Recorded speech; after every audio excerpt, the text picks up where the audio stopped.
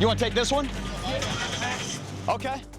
In the car park of a police station in Kansas City, officers are preparing to arrest a small-scale drug dealer.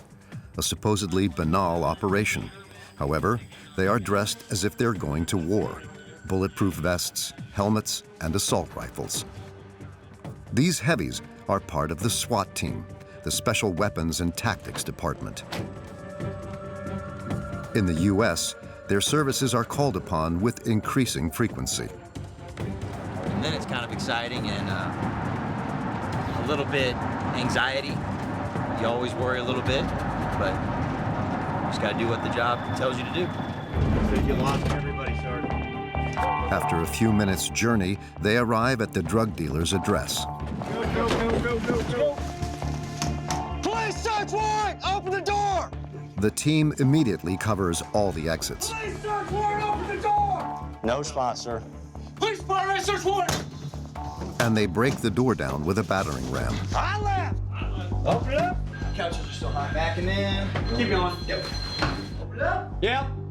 Once inside, each room is inspected methodically. This is good here.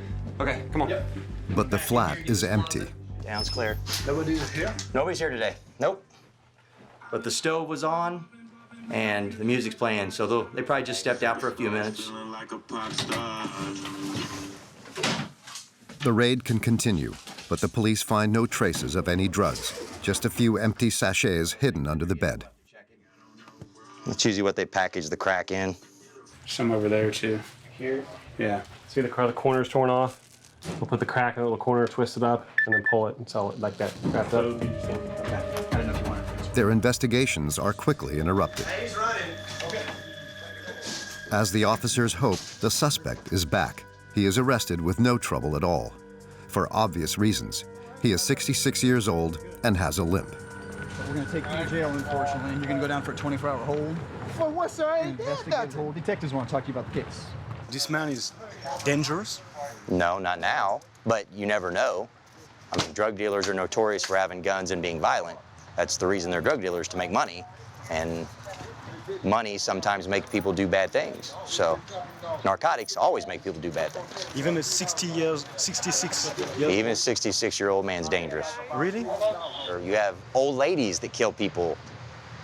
You never know what's in somebody's head that makes them violent, so. 10 police officers armed to excess. Take a deep breath before we get going, Luther. There you go, man. Just to arrest an elderly, disabled man. Knees, that's what I'm saying. You know, Get some new knees. Yeah, Let's go. I can't hardly. Now, we got you, go. One, hardly two, three. bend 'em. Step at a time. There you go, go. All right. You got him? All right. With its increasingly disproportionate methods, the American police force is at the center of heated controversy.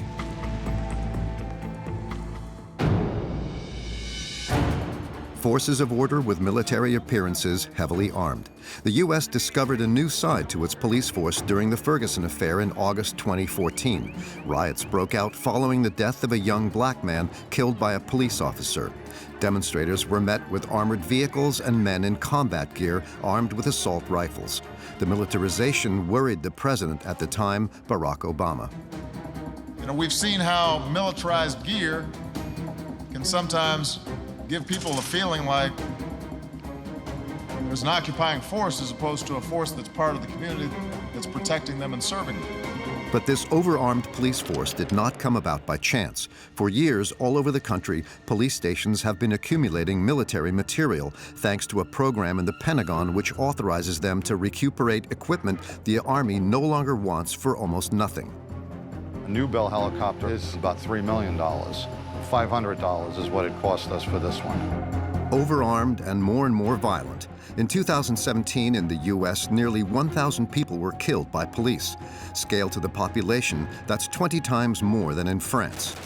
Often caught on camera, the violence of these blunders is available for all to see.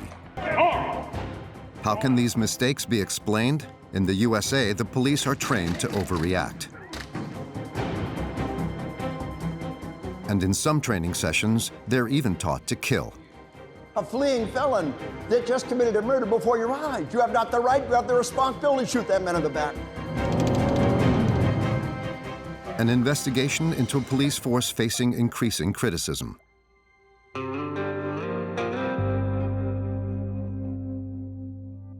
South Lake Tahoe, 20,000 inhabitants in the San Francisco region of California. The town attracts Californians who like to take advantage of the activities on offer on the immense lake. Here, we are far from the frenzy of America's huge cities. Crime rates are low, 20% below the national average.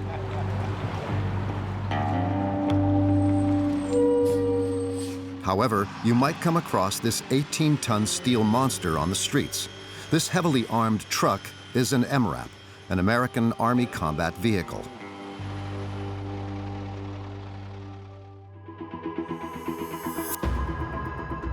In Iraq and in Afghanistan, it is used to transport troops safely. It is sufficiently equipped to withstand a mine.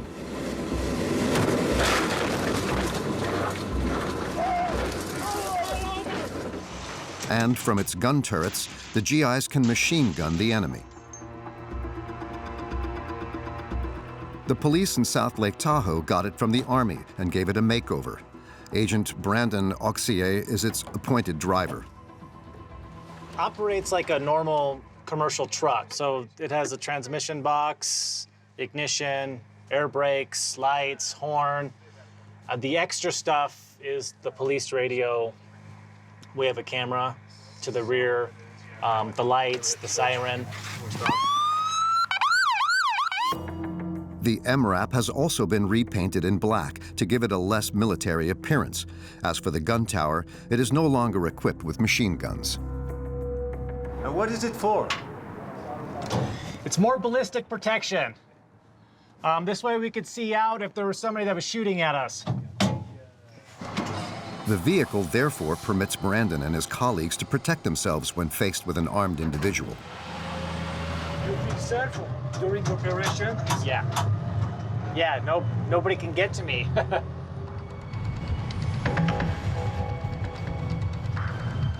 One of the last times that the MRAP intervened was in this car park. Brandon and his colleagues used it to arrest a car thief armed with a gun. The guy tried to drive away. He backed up, and we positioned us closer behind him and bumped him. And then he tried to go forward. His car got stuck, and he got out of the car and took off and tried to run. The thief, injured during the operation, was finally overpowered and arrested. But the police only use the MRAP a few dozen times a year. Therefore, some inhabitants have some questions. Walking down the street and seeing this tank come by. Well, it's not a tank. Okay, I thought, my God, what happened? So I'm still not, why were we chosen for this gift? Because it's bulletproof. Yeah? And so if we encounter anybody armed with a gun, it keeps everybody safe. But it's a pretty shocking It is. It's presence. big. It's big, and that's one of the benefits of it, is it's such a presence that if we have a guy held up inside of a house and he doesn't want to come out, when we show up with that, it kind of scares him a little bit. The guy with the gun is more keen on coming out and surrendering to us because we have that, and it's so intimidating. Well, if it's for intimidation, it works. That's it. It's for intimidation and protection. Okay, yeah, great. Well, thank you. What do you think? I understand the reason behind it now that you've explained it, but I still think it's overkill for Lake Tahoe. In order to convince her, Brandon has an irrefutable argument. That was free. Well, that's also yeah. a good thing to know. I was Exactly. wondering, is that where my tax money is going to? That was free. That was free. Okay. New, this vehicle is worth around 600,000 euros. So how did this little town get hold of it without paying a dollar? In the US, there is an astonishing protocol, Program 1033. It authorizes the premier army in the world to pass equipment on to the police when it is no longer needed. This surplus is stocked in giant depots. There are 100 of these throughout the country. Inside, there is everything.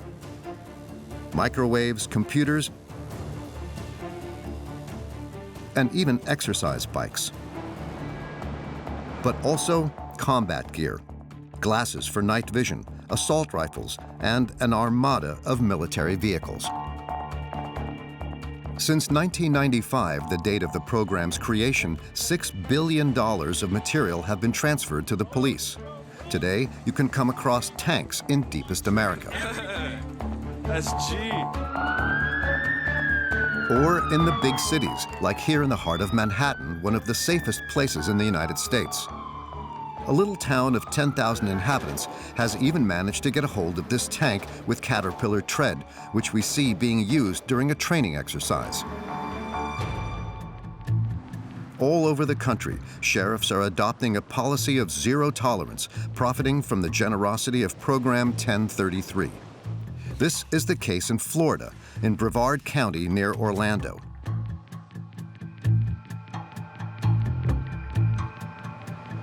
Sheriff Wayne Ivey rules with an iron fist. All right, guys, we ready? When it comes to tracking down low-level criminals, he is not lacking in imagination. He has invented a game inspired by the famous TV show Wheel of Fortune. Each week, he films a new episode to be broadcast on the internet. Hello, everyone. I'm Sheriff Wayne Ivey of the Brevard County Sheriff's Office, and you guessed it. It's that time of the week where we give this wheel a big old spin. Whoever it lands on, that's who we're going to ask our citizens to help us arrest this week. Now, you know how this works. We got 10 fugitives on our wheel. Whichever one it lands on is our fugitive of the week, but the other 9 are ready to go to jail, too, and we got room for them at the Brevard County Jail. Let's give the wheel a spin, see who this week's going to be. Rather than large sums of money on the wheel, there are the faces of individuals wanted by the police. In France, such an appeal for denunciations would be inconceivable. All right, this week it looks like we're looking for Andrew Philip Lane. Now, you know, if you know where Mr. Lane's at, you can call us by going to Crime Line at 1-800-423-TIPS. You can send us an email at wheeloffugitive@bcso.us, or you can send us a personal message on our Facebook page. Either way, Mr. Phillips, you know, or Mr. Lane, you know what you need to do is go turn yourself in. It's the man thing to do. Man up, go turn yourself in. Our team's waiting on you. They'll book you in. They'll get you to a nice hot cot and some nice meals out there. Well, all right, the meals aren't that great, but do the right thing, man up. As always, thank you for your incredible support of the Brevard County Sheriff's Office, and we'll see you next week on Wheel of Fugitive.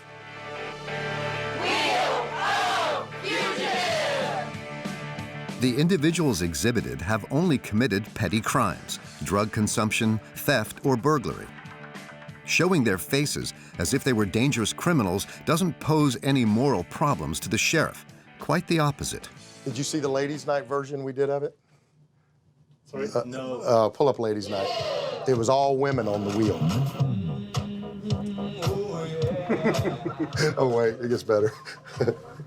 The sheriff, a fervent supporter of Donald Trump, is very proud of his videos.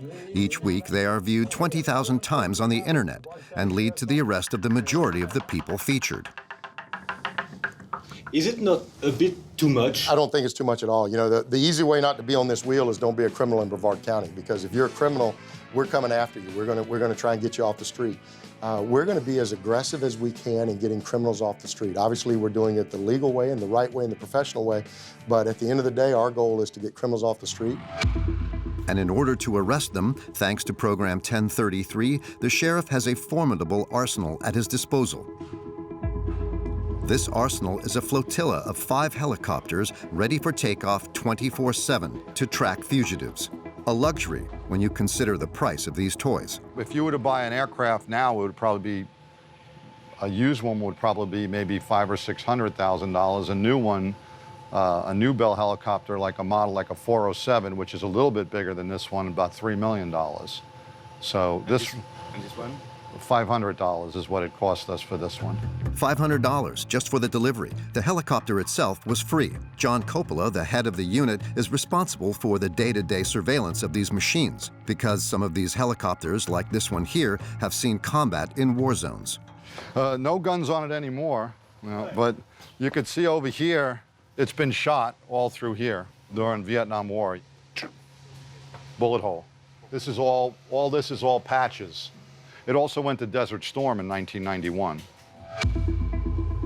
These machines may not be young, but they are equipped with the latest cameras operated remotely from the cockpit.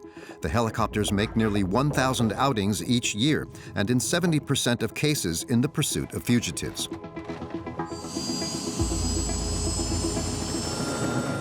For this type of mission, it's the ideal tool in a county 35 times the size of Paris.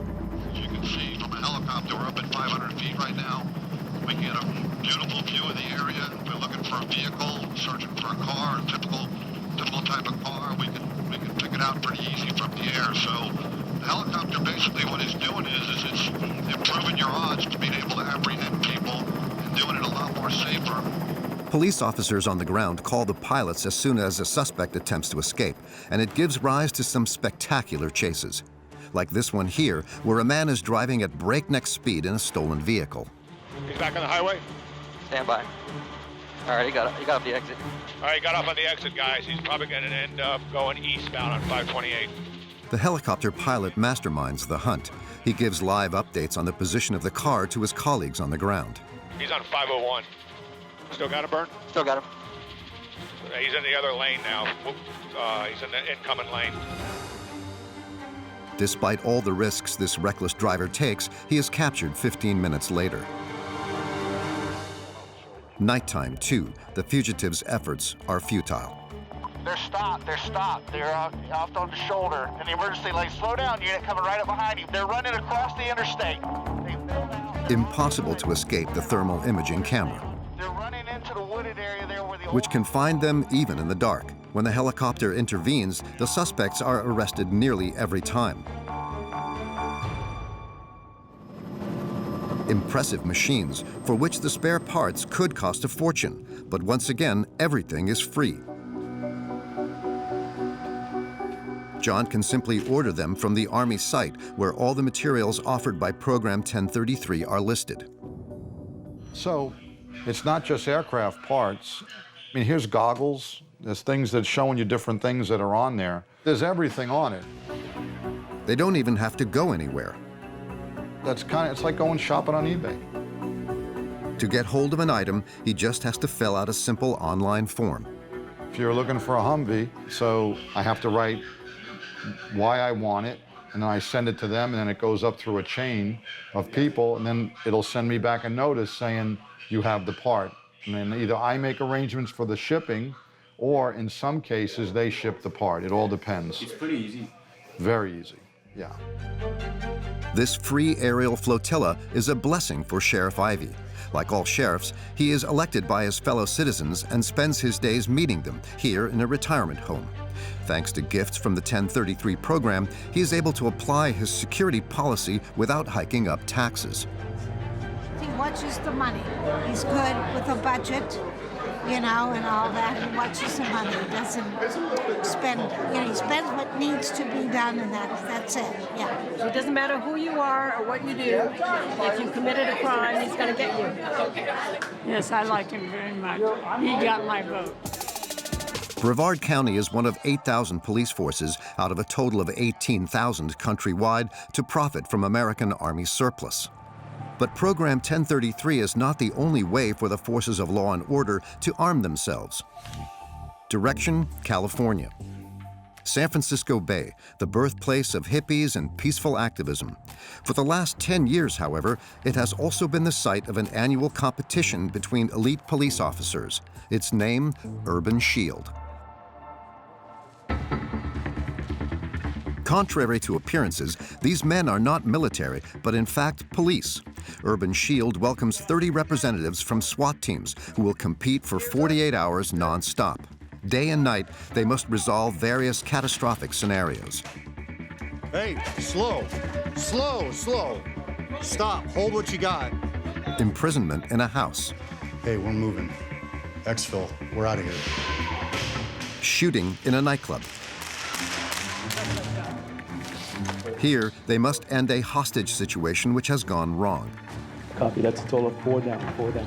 Help me! They're shooting people!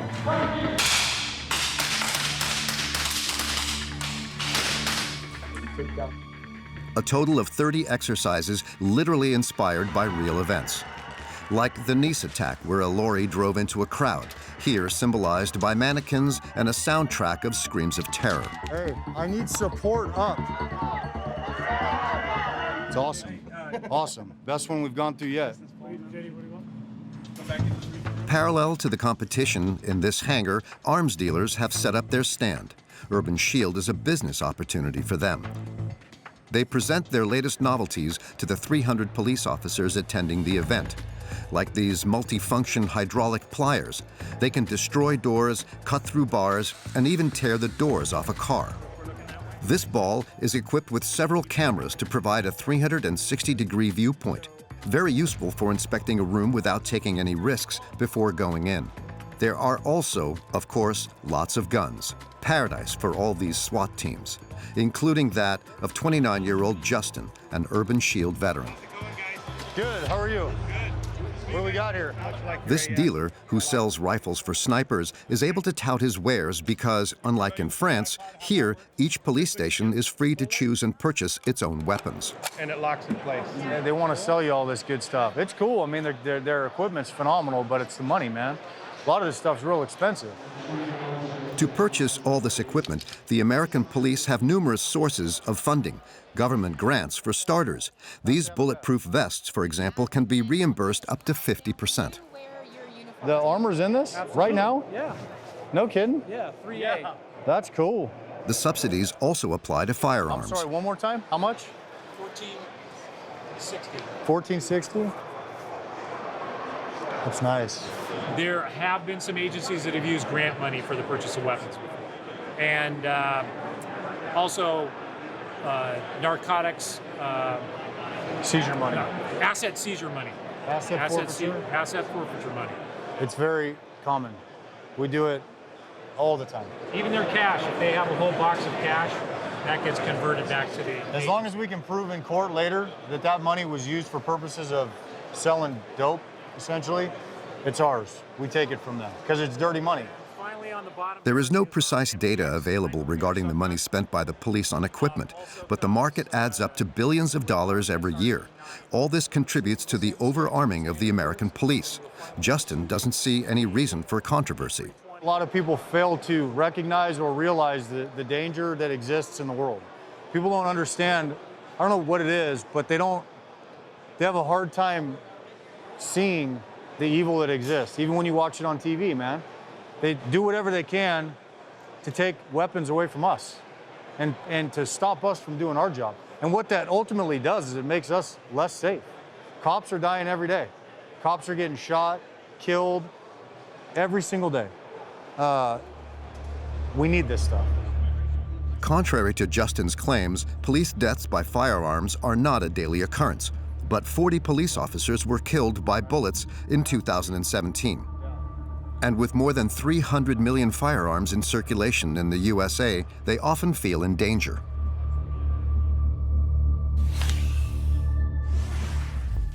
Missouri, Kansas City, 500,000 inhabitants. With 149 murders last year, it's the 5th most dangerous city in the US.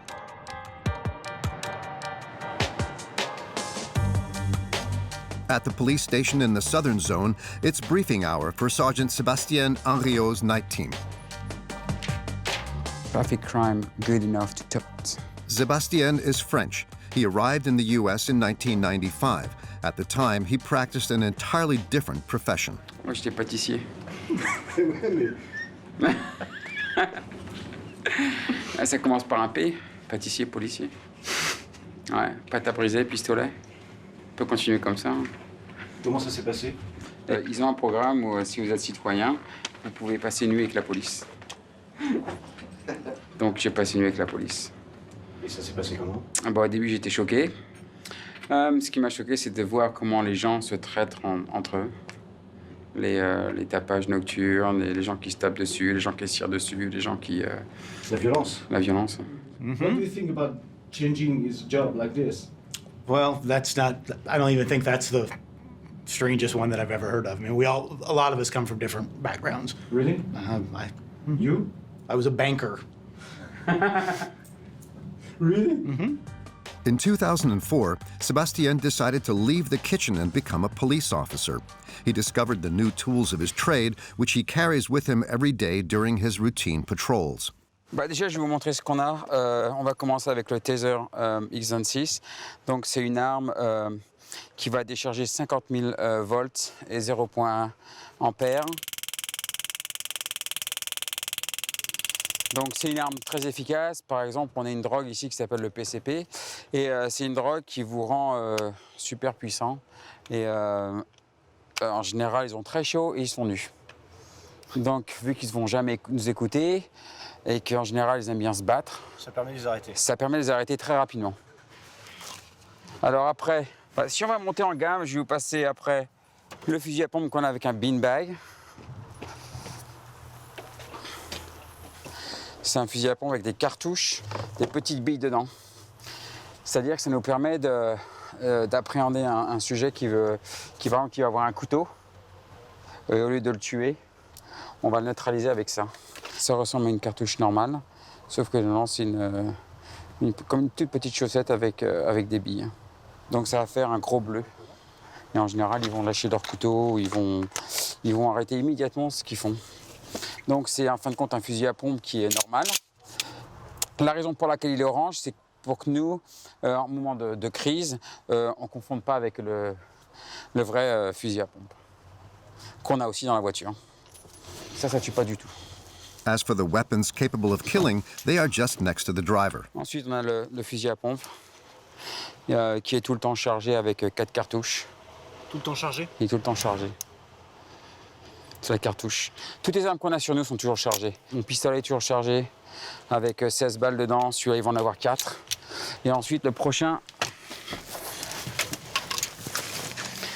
Le prochain arme qu'on va avoir, c'est ce qu'on appelle le R15, qui va contenir 28 balles. Ça va nous permettre de tirer à 50 mètres. Donc ça fait à peu près seulement 4 ou 5 ans qu'on peut les avoir. Avant, on ne les avait pas. Ce qui s'est passé, c'est qu'il y avait de plus en plus de ce qu'ils appellent AK-47, les Kalachnikov dans la rue. Donc en fin de compte, des fois, on arrivait dans des situations où on ne faisait pas le poids. Donc il a fallu qu'on s'adapte à la situation. C'est pas étonnant de se retrouver avec un tel fusil dans les mains? Bah, au début, ça choque, mais avant, on s'y habitue. Vraiment? Ouais, on s'habitue. Hein. Disons que moi, quand je suis rentré à la police, j'avais jamais touché une arme à feu. Je suis né en France, j'ai grandi en France. C'est juste que j'ai appris à m'en servir. Et maintenant? Ça fait partie de votre quotidien? Maintenant, ça fait partie de notre quotidien. Disons que c'est mon outil de travail. J'ai échangé un fouet contre un R15. C'est la différence. A staggering arsenal in comparison to that of a French police officer, who is usually only equipped with a pistol and a truncheon. Sergeant Henriette, 5153-12817, camp check, vehicle inspection completed. Sebastien is on patrol from 4 p.m. until 1 in the morning, weapon always in hand.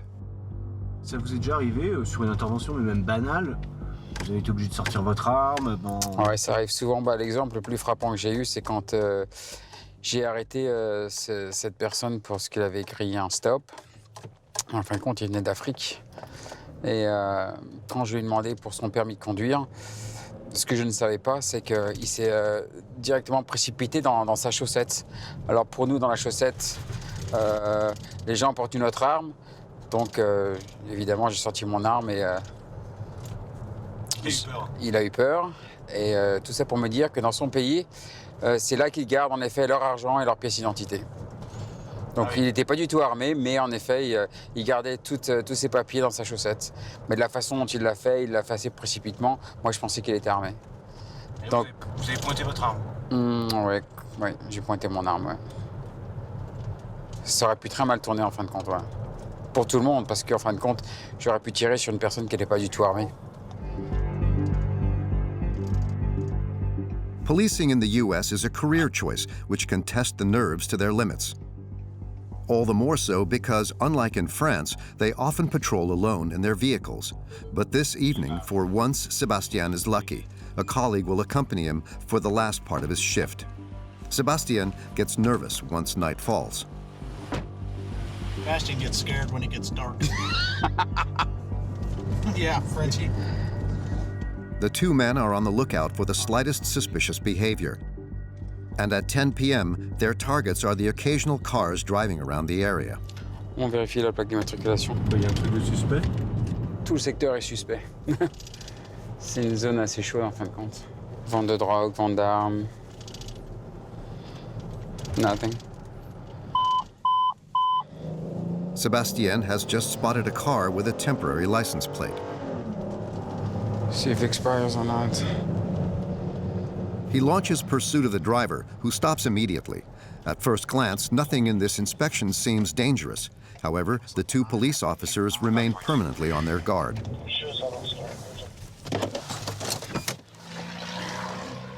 Hey, Sergeant Henry at KCPD. Resident pour lieu was your temp tag expire in August 2017. Whose car is this? It's my girlfriend's. Okay, do you have license insurance, please? Okay, may I see it, please? While Sebastien talks to the driver, his colleague maintains an overview of the scene. What do you do for a living? I work at The danger can come from the surrounding areas as much as from the vehicle itself. For the duration of the inspection, the two police officers remain extremely vigilant. Just watching him, just in case, he were to produce a weapon or something like that. Since I'm out of the vehicle, I can respond to it instead of being in the vehicle. What, you guys are with him? No, just in case. Sebastien and his colleague always keep in mind that 1 in 4 Americans carries a weapon. Have a good night. Yeah. Vous, ça vous est déjà arrivé que des gens soient armés? Oui, bien sûr. Dans la voiture? Oui. Qu'est-ce que vous faites à ce moment-là? Dans ces cas-là, quand on est deux, donc je vais le dire à mon coéquipier qu'il y a une arme. Mais il faut faire attention aussi parce qu'avoir une arme, c'est pas illégal. Donc avoir une arme qui est dans la voiture et qui est au milieu de la voiture, enfin dans la console, c'est délicat. Donc est-ce que je sors la personne de la voiture ou est-ce que je regarde ses mains? Donc ça va dépendre de la situation en fin de compte. Donc c'est à vous de gérer cette situation? C'est à nous de gérer cette situation. Parce que le problème, c'est si je commence à sortir la personne de la voiture et de l'arrêter, de prendre son arme, ça peut être une violation de ce qu'ils appellent une infraction sur le 4e amendement de la Constitution de cette personne-là. This constitutional right, which allows Americans to carry weapons, complicates the police officers' job considerably. They end up risking their lives on simple traffic controls.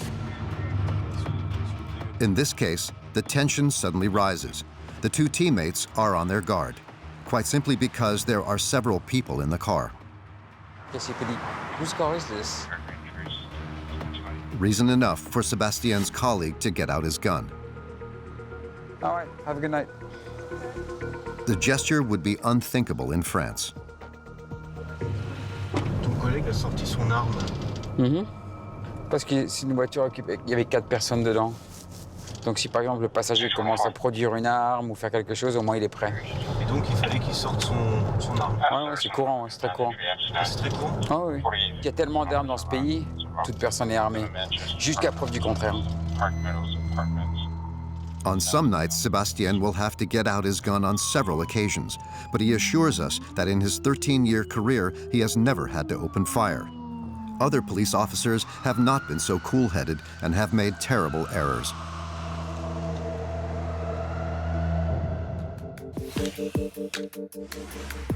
Near Minneapolis, Minnesota, a traffic inspection got out of hand. The victim was John's childhood friend.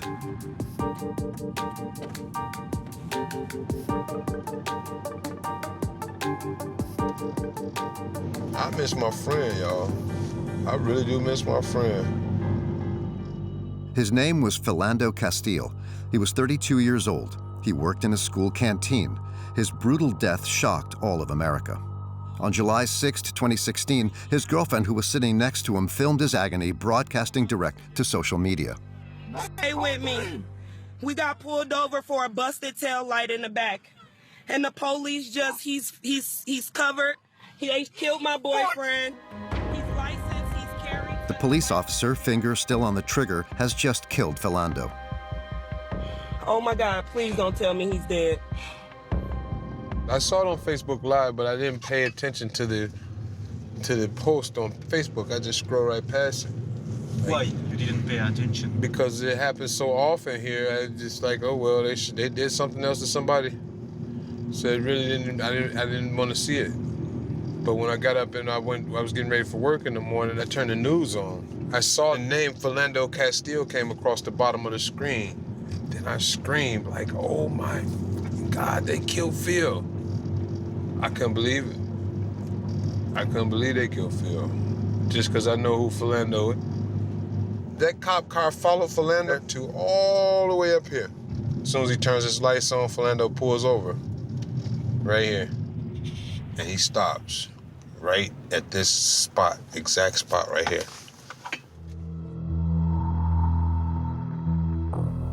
The events of the inspection were filmed from a camera inside the police car. Philando comes back from the supermarket with his girlfriend and her daughter at his side. Yes, sir. Good. How are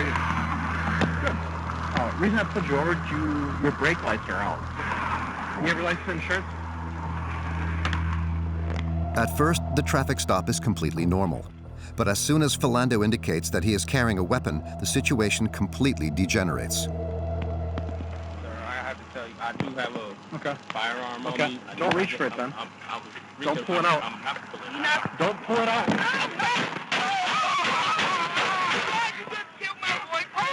The police officer fires 7 times.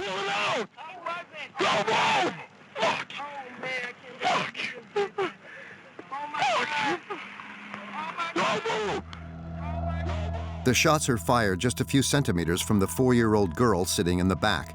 She is removed by a colleague who has come to assist. Why did this agent react so suddenly and with such violence? Had Philando behaved in a threatening manner? This is the question the Bureau of Internal Affairs asks as soon as they begin their investigation that very evening as they interrogate his girlfriend. She affirms that Philando never had any intention of getting out his weapon. His registration and his license, which is in his back pocket. And in the process of him reaching for his license and registration, he's telling the officer, I do have a firearm on me. He wasn't able to get to his license and registration. And the officer already with his gun blazing, cocked and everything, don't move, and took off. And that was it. So the police officer had no valid reason to open fire.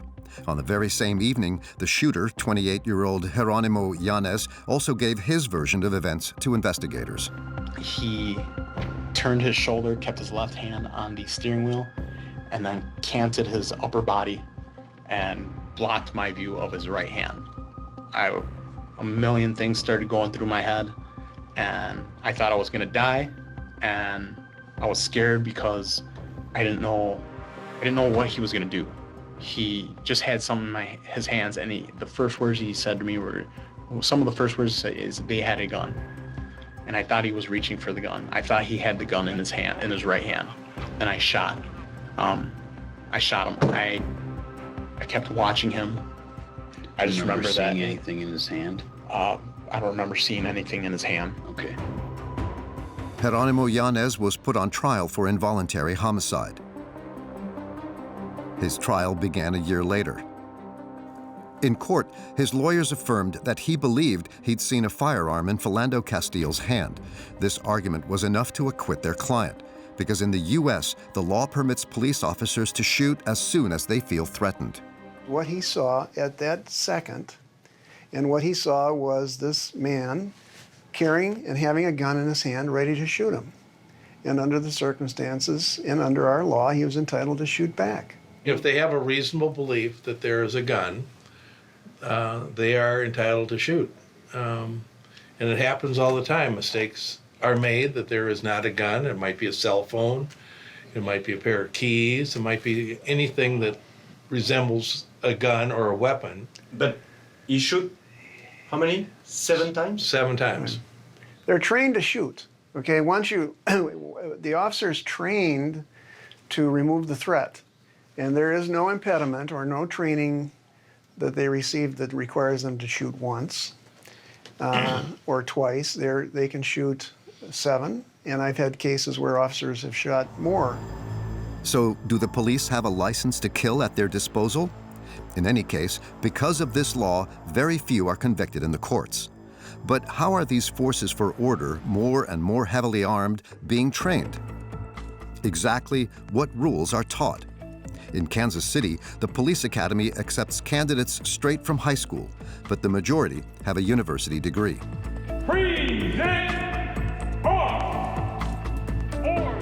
First surprise, their training is much shorter than in France, 7 months here in comparison to 12 for a French police officer. During their training, they have theory lessons where they are taught the rules and rights, but the most important part of their training is the practical part. Sir, stop! Stop! Okay. Raise your hands. What are you doing, sir? My keys, Sir, I locked my car. against the I locked my keys in my Sir, car. get your hands up. I locked my keys in my Hands car. up. That's all I did. It's not always easy for young police officers of just 20 years of age to impose their authority. That guy has to get on the ground. Okay, you understand that? Yes, sir. This is a very dangerous situation, potentially. He has got to go on the ground. And if he won't go on the ground based on you telling him to go on the ground, then you're gonna put him on the ground. Yes, sir. Okay, right? Yes, sir. You got something for that, right? Yes, sir. Okay. King, what were you doing? I was covering, sir. I mean, it didn't really look like you wanted to be involved with this call at all. You know, very hesitant to engage him once he stopped. I mean, you got to take it up a notch. Yes, sir. I mean, you're the police, right? Yes, sir. Okay. If you're not safe, if you're hurt or injured or worse, you can't help anybody. So you have to make the scene safe. And controlling subjects is how you do that. At the heart of the instruction is the idea that every situation is potentially dangerous. Oh, let them out first. In the following role play, the two pupils have to help a man who can't get his drunk friend out of his apartment. Come and get this guy out of my apartment, please. He's drunk, he's acting like an idiot. Look at him. He's sitting on my couch, he's not even supposed to be here. In the scenario, the individual refuses to obey the police. He invited me to come over here, watch the game, drink beer, eat some food, and now he's all mad that I'm... The point of the exercise is to show that a situation can quickly turn nasty. A complaint. Leave it there, sir. Leave it on the ground, sir. Hang out, why don't you just get me another beer? Okay. Leave it there, sir. I'm gonna take him out. No, sir, stay right there. Come take me out, Jerry. Come take me out. Sir, sit right there. Sir. I'll leave. I'm not even Sir. around this shit, dude. Sir. Get off me, man. Sir, stay right there. Sir. They must overpower this man who is resisting them. I get locked. Get down, get down, get down. But most importantly, they must find the arsenal of weapons he has stashed about his person. Got any weapons or anything on me that can hurt me? You ain't got shit. Partner, we got a gun. Partner, knife. Next week, the pupils will start learning how to fire a gun. After 7 months of training, they'll be let loose on the ground, accompanied by an instructor. Then, for the rest of their career, they will practice firing at least twice a year. They also train with this video simulation, Shot being fired. where they learn to react quickly in the face of danger. Come on over here. What's in your hand, man? Look, Drop the partner, needle. I'm taking her home. Man, Drop the needle right now. Drop the needle. I got the female. I got Shots the female. fired. Attack 46. Shots fired. I can't see you. Ma'am, let me see your hands. Ma'am. I can't see the Put your gun. hands up. I need to see you. Drop the needle. The #1 rule as an officer is to go home at the end of your shift. All right, so do whatever you have to do to make it home to your family at the end of the shift. Working on the assumption that the danger is ever present, some do not hesitate to push police to adopt extreme measures. Here is a promotional video for a private training called Bulletproof. The instructors, Dave Grossman, a former lieutenant colonel in the Army, and Jim Glennon, a retired cop. The students are police officers whose stations are financing this elite training. And what they learn in these courses all over the USA is edifying stuff. Once you've made the decision to take a human life, you're a transformed creature, you're a predator. What does a predator do? They kill. Only a killer can hunt a killer. Are you emotionally, spiritually, physically prepared to take a human life? In these courses, Dave Grossman, who is also a consultant for the American Army, incites the police officers to act as killers. He even preaches vigilante justice. A fleeing felon that just committed a murder before your eyes. You have not the right, you have the responsibility to shoot that man in the back. You will shoot him in the back, and you will keep on shooting until it drops. Although the content clearly incites violence, these training sessions haven't caused any concern for years, until a regular citizen attends one of them. Bill, a 43-year-old electrician, has infiltrated one of them posing as a student of criminology. He discovers that the police are taught to pull the trigger without thinking. Hesitation was repeatedly brought up as a problem, as an issue that created unnecessary danger to officers. This man said many movements can look like the movement to draw to grab a gun. So If I went to get my wallet, it also looks like I'm going for a gun. And the message is, you don't have to wait. You don't have time to know if this is a wallet or a gun. If you wait to find out, you might die. And you don't have to die. The law lets you shoot. Bill was not surprised to find amongst the participants the name Jerónimo Yanez, the police officer who would go on to kill Philando Castile 2 years later. It's sad. There's a victim who was a good man who worked for the school system in my area. There's an officer who was victimized by the training he went to. Following this scandal, the instructors who refused to respond to our questions suspended some of their seminars. Training which promotes extreme violence. Police officers using cowboy methods more and more heavily armed. Today, the motto of some police stations, to protect with courage, serve with compassion, rings rather false. Mistakes are made every week in the USA. And in some extreme cases, calling the police can even become dangerous. On July 15, 2017, the town of Minneapolis became theater to one of these surreal blunders. Justine Damond, a yoga teacher, was shot by a patrolling officer, although she herself had called for help. The story has shocked the residents of Minneapolis. With the accumulation of violations, some regularly take to the streets to show their anger.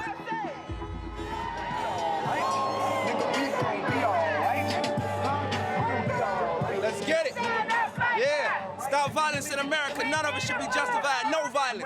White on white, black on black, police on anybody. No violence should be justified. Let's unite and make peace, not war. So, to stop this violence, activists think they have found the solution. His video equipment always to hand, 33-year-old Andrew Henderson is part of Copwatch, a vast movement to monitor the police which began in 1990 and is growing in magnitude. To tackle misconduct, the Copwatchers film and broadcast interventions on the internet. 3 police cars stopped a homeless black male for having an open beer, which is ridiculous. I mean, that is not a good allocation of services or funds. Can I get your badge number real quick? For 8 years now, Andrew has been publicizing the names of officers who break the rules. I think that there's a lot of military culture in police departments nowadays that we didn't see back, 20, 30 years ago. I think there's a lot of militarized training that confuses police officers or tends to lead them down the path to believe that they have to be violent to enforce laws. There's this lie out there that every day could be a police officer's last. More police officers die from car accidents not going on to the scene of a crime or not in the pursuit of a suspect than they do from being shot or stabbed by a bad guy, by a suspect or whatever. But they get this training that makes them believe falsely that they're in danger with every traffic stop they make, that people are out to get them constantly, which is completely untrue. In Minneapolis, it's especially at night, when the party people leave the bars, that police presence intensifies. For Andrew, as well, it's the best moment to play Copwatch. And as a cheeky gesture to the authorities, he tracks their mistakes in an old police car bought secondhand.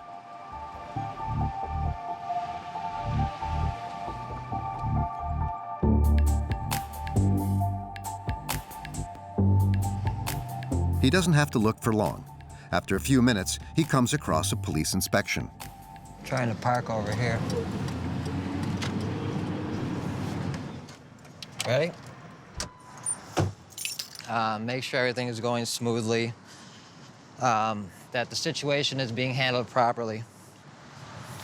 So right now we got squad 112. It's 11:05 p.m., September 21st. The officers shine their lights at him immediately. And what they do with this is they try to block your view. By shining that light on you, it's to hide their identity. So I can't see them. And they'll often do this, where they don't want to be seen, so they're shielding themselves from the view of the camera. If the situation degenerates, Andrew has everything set up. He launches a second recording on his phone, which is automatically stored on a server. So no matter what, even if they take both my cameras, I'll still have a backup copy of this as soon as I get home. But for now, the situation remains calm. There is no one in the car. The only development is the arrival of a recovery truck, then a police officer interested in the camera. Just exercising our First Amendment right. I'm absolutely sorry, I can't. We're just exercising our First Amendment right just to film. Okay. Yeah. Just so we're clear, Yep. you got to be in public space, so you can't be on private property Yep. unless you're working for Yeah, us. I'd step on the sidewalk. Andrew politely obeys and moves a few meters to the exterior of the parking lot, but he has made the mistake of parking his car there. The police he has filmed are going to spot it. And they will take advantage of it to teach him a lesson when he tries to get it back. This lot is strictly no trespassing. Get back on the sidewalk. I'm getting my car. You cannot get your vehicle. This lot is strictly no trespass zone. I want to get my car back. Please step back on the sidewalk. I want my car back. Andrew is caught in a trap. He calls for backup from a friend who is a lawyer in charge of an association against police violence. She arrives 5 minutes later, and it is her turn to try and go to negotiate. Please do not come into this parking lot. Get back on the sidewalk or you will be tagged. What's the reason? Okay, I'm gonna call 911 and be done with this shit. Actually, I'd like to speak to Minneapolis Police 911. Thank you.